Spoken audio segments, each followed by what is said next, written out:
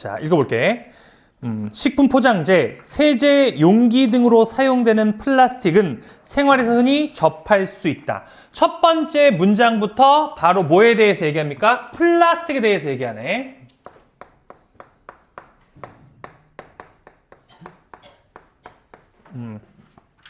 플라스틱은 성형할 수 있는 거푸집으로 조용히 가능한 이라는 의미의 플라스티코스라는 그리스에서 온 말로 열과 압력으로 성형할 수 있는 고분자 화합물을 이른다. 그러면 열과 압력이라는 수단으로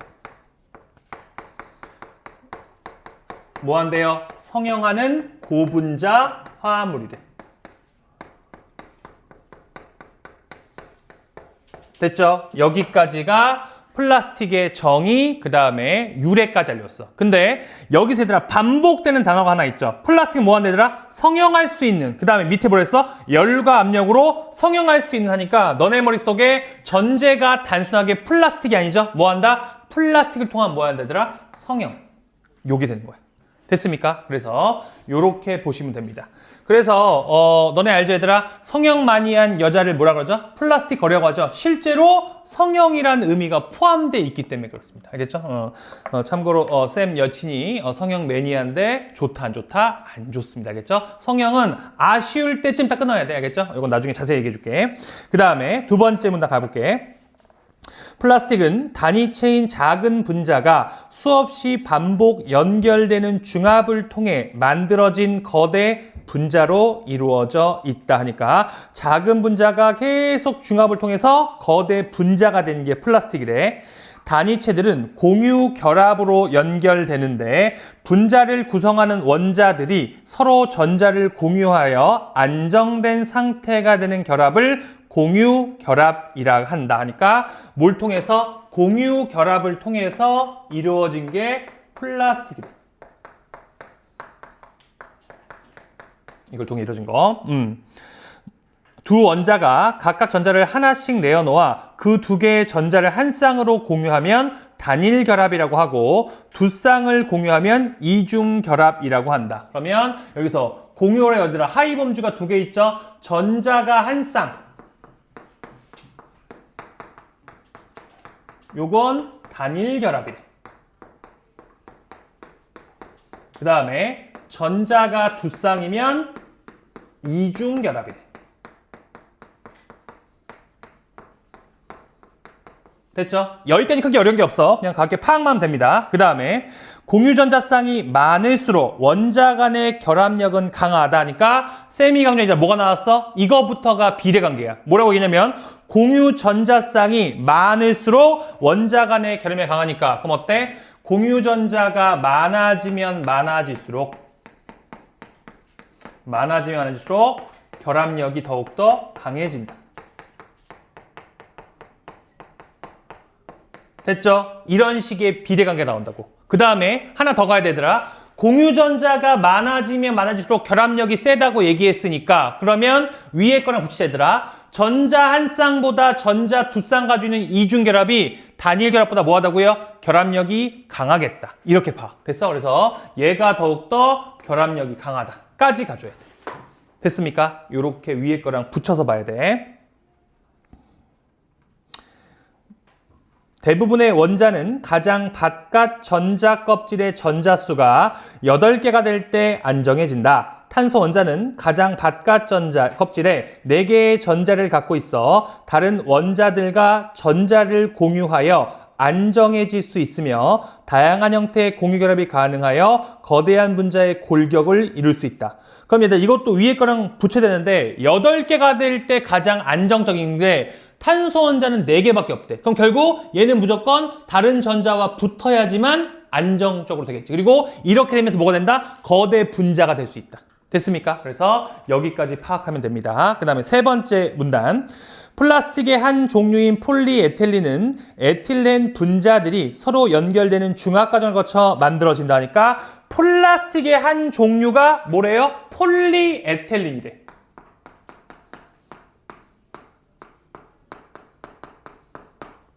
그럼 잘 보자. 지금 플라스틱의 하위 범주가 폴리에틸렌인 건 다 알겠어. 하나의 종류니까. 그럼 너네가 이것도 수능 지문의 특징인데 범위가 맨 처음에 플라스틱 줬어. 그 다음에 거기에 하위 범주인 폴리에틸린 줬으니까 범위가 점점 지나갈수록 넓어지는 거야, 좁아지는 거야? 잘 생각해봐. 그렇지. 좁아지는 거지. 이게 뭐냐더라? 여러 가지 종류인데 그 중에서 앞으로 뭐만 얘기한다? 폴리에틸린만 얘기한다고. 그러니까 여기 있는 플라스틱의 하위 범주인 폴리에틸린이 나오면서 앞으로 이것에 대해만 얘기하는 거야. 그러면 범위가 좁아지면서 명확해집니다. 이게 수능중의 특징이야. 이해됐어? 그래서 지문을 내려갈수록 점점점 범위가 좁아지고 명확해집니다. 가볼게.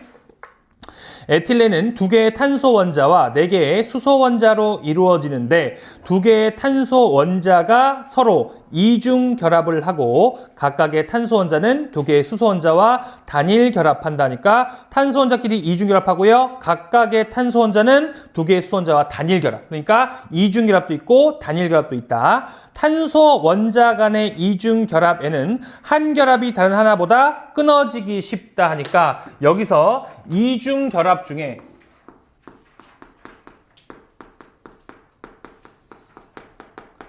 다른 한쪽보다 뭐가 돼요? 끊어지기 쉽대.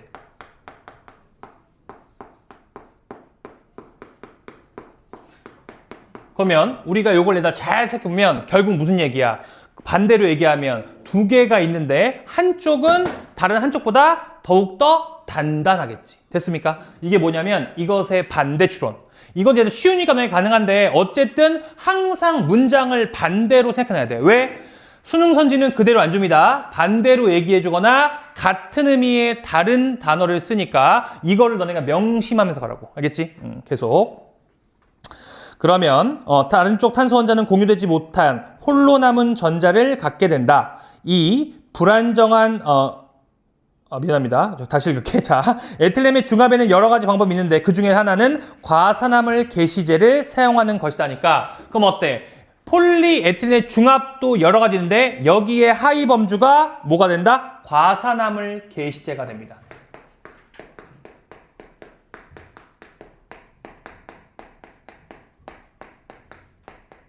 됐죠? 그리고 우리가 이것 통해서 알 수 있는 거 아까 폴리에틸렌은 뭐 얘들아? 중합 과정을 거쳐가지고 만들어진다고 얘기했으니까 과산화물 게시를 통해서 중합 과정하면 뭐가 만들어진다? 폴리에틸렌이 만들어지겠구나. 또 위에 거랑 붙이세요. 그 다음에 열을 흡수한 과산화물 게시제는 가장 바깥 껍질에 7개의 전자가 있는 불안정한 상태의 원자를 가진 분자로 분해된다. 그럼 열을 받으면 뭐가 된다? 7개의 전자가 있는 불안정한 상태의 원자를 가진 분자가 된대. 그래서 7개의 원자가 있으니까 아까 우리가 8개가 있어야 안정된다고 얘기했죠? 그래서 얘는 불안정한 상태. 하나 체크. 그 다음에 자, 이 불안정한 원자는 안정해지기 위해 에틸렌이 가진 탄소의 이중 결합 중 더 약한 결합을 끊어버리면서 에틸렌의 한쪽 탄소 원자와 전자를 공유하며 단일 결합한다. 뭐가 나와 얘들아? 이제 너희 반응해야죠. 첫 번째 하면서 두 번째 연결되고 있죠. 쌤이 강조하는 과학기술에 뭐가 된다 얘들아? 순서화 단계의 시작이라고. 이게 굉장히 중요하죠. 그러면 여기서 7개 원자니까 불안정해. 그래서 얘는 안정되기 위해서 뭐 한다고요? 여기서 이중결합 중 하나를 끊어가지고 뭐 한대? 단일 결합한대. 그래서 첫 번째가 이거고 두 번째가 이중결합 중 끊어서 뭐 한다? 단일 결합한대.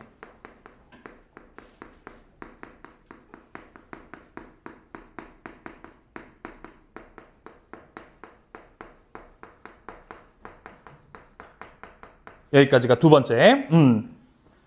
자, 그러면 다른 쪽 탄소 원자는 공유되지 못한 홀로 남은 전자를 갖게 된다. 이 불안정한 탄소 원자는 같은 방식으로 다른 에틸렌 분자와 반응을 하게 되고 이와 같은 반응이 이어지며 불안정한 탄소 원자가 계속 생성된다니까. 여기서 얘들아 한쪽만 단일 결합했으니까 나머지 한쪽 남았죠. 얘도 이 방식으로 계속 반복한대요. 그러면 아직 끝나지 않고 어때? 끝도 없이 가는 거야. 이게 세 번째. 그 다음에 에틸렌 분자들이 결합하여 더해지면 이것들은 사슬 형태를 이루고 이 사슬은 지속적으로 성장하고 사슬 끝에는 불안정한 탄소 혼자가 존재하게 된다니까 계속해서 반복되는 얘기를 또 한 번 강조했어. 성장하는 두 사슬 끝이 서로 만나 결합하여 안정된 상태가 되면 반복적인 반응이 멈추게 돼. 그럼 결국 언제 끝나는 거죠? 두 사슬의 끝이 만나야지만 끝나는 거죠. 그러니까 너네가 순서와 단계의 마지막은 두 사슬 끝이 만나는 거죠.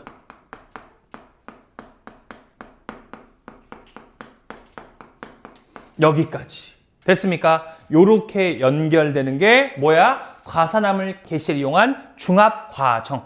그러면 너네가 문제 보지 않아도 이건 무조건 문제 나오겠어, 안 나오겠어? 나오겠죠? 너가 순서관계가 중요하다고 얘기했어. 그 다음에 이 중합 과정을 거쳐 에틸렌 분자들은 폴리에틸렌이라는 고분자 화합물이 된다니까 이걸 통해서 다시 한번 뭐가 된다더라? 폴리에틸렌이라는 고분자 화합물이 된대요. 그 다음에 마지막 문단.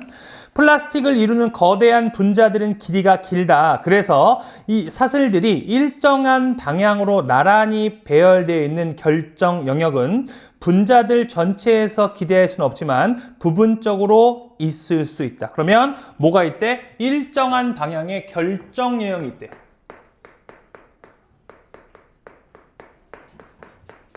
일정한 방향의 결정 영역이 있대. 부분적으로.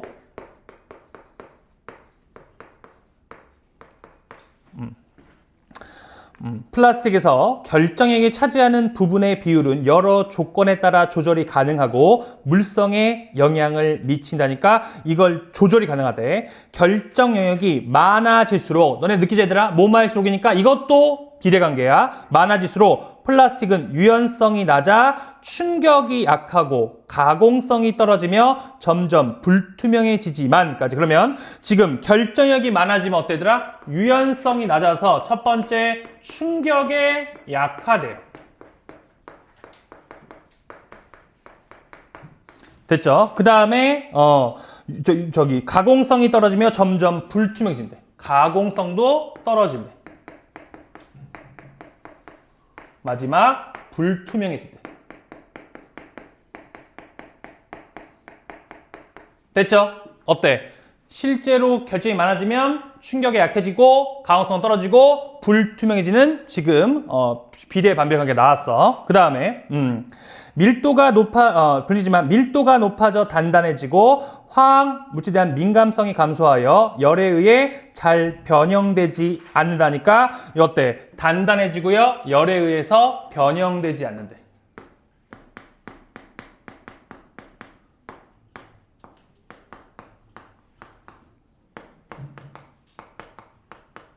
여기까지. 그럼 어때더라? 하나의 결정이 많아지는 원인 때문에 무려 5가지의 효과가 생기죠. 그래서 정확히 구분하면 어때? 이렇게 나누면 얘는 뭐 단점이 될 수도 있고 얘는 장점이 될 수도 있는데 너네 머릿속에 어쨌든 비례, 반비례 관계가 남아야 돼. 그럼 반대로 보자 얘들아. 결정력이 많아지면 충격이 약해지고 가공성 떨어지고 불투명해지니까 결정력이 적으면 적을수록 충격에 강해지겠죠. 그 다음에 가공성은 올라가겠네. 그리고 투명해지겠네. 그 다음에 넘어갈게. 결정력이 적어지면 어때? 단단한 게 아니라 어때? 되게 약해지겠죠. 그 다음에 열에 의해서 약해진다. 요렇게 완전 바뀌어버리잖아. 이렇게 너네가 반대, 대비까지 생각해놔야 된다고. 알겠습니까? 그래서 이렇게 본다는 얘기야. 이런 성질을 활용하여 필요에 따라 다양한 종류의 플라스틱을 만들 수 있다니까 아까 얘기했잖아. 성형할 수 있다. 그래서 이렇게 종류에 따라서 다양하게 만들 수 있다. 됐습니까? 여기까지가 플라스틱 지문이야. 그러면 쌤이 강조하는 거 순서와 단계가 중요한 거 파악했죠? 두 번째 비례 반비례 관계 나왔으니까 이 부분에 너네가 강조하면서 읽어야 된다고. 알겠습니까? 그럼